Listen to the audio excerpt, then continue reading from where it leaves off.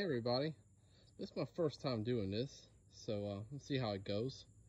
Don't be too hard on me. I'm not a video creator. I'm not a master welder, fabricator, or nothing like that by no means. I've just decided I want to build a bandsaw mill, and after seeing a lot of people's YouTube videos and all that helping me out along the way, I figure I might do one myself to try to help anybody with anything they may have, or to encourage them to do it. That's what I got so far. This is a bandsaw mill, obviously, homemade completely. It started off as a camper frame that I've put a 2-inch angle iron on top of that my cart rides on. Unlike most people, the cart moves instead of the blade. The blade only moves up and down.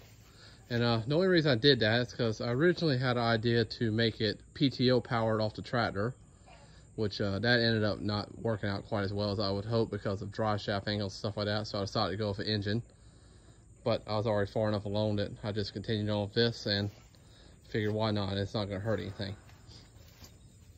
This right here is what the saw slides up and down on. These 2.5-inch bars right here. It has about 4.5 foot of travel up and down.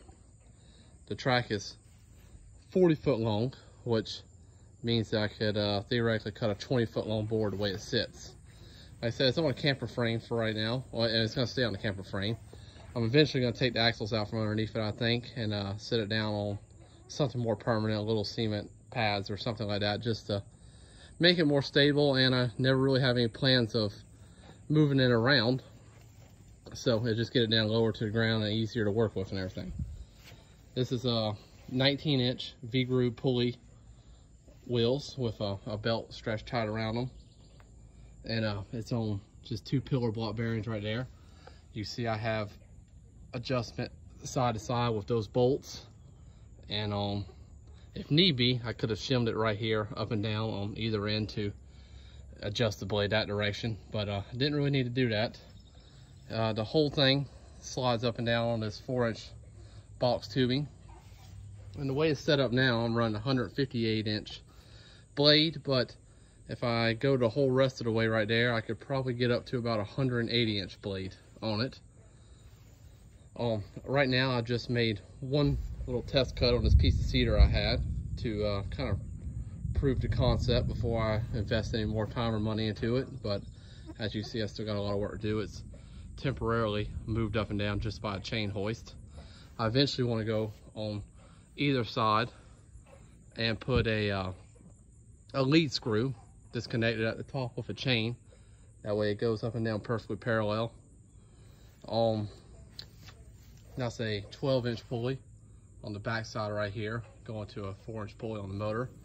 It's a 18 horsepower motor I got off Amazon. Seems to work pretty good so far. The blade guide on this side moves up and down, in and out to wider, depending on how wide I need to do. Obviously, a lot of stuff I need to do to it still. I need to put some sort of log hold down clamps. I got to put my lead screws still, and being as it works pretty good, I do eventually want to come off the motor with a hydraulic pump and have a power feed up and down and a power feed horizontally for the log.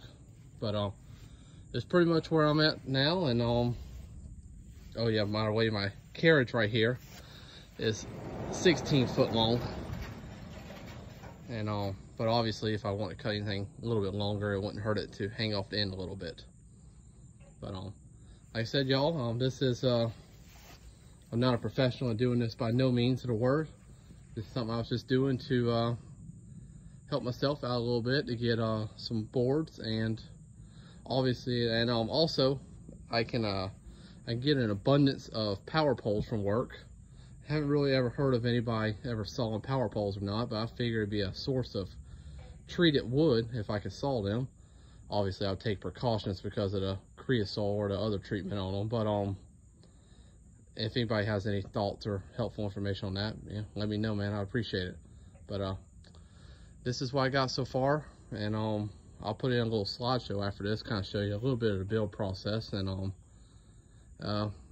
as I finish off, depending on how this video goes, and once I get a little bit more done, I might try to post it too. Thank y'all. Bye-bye.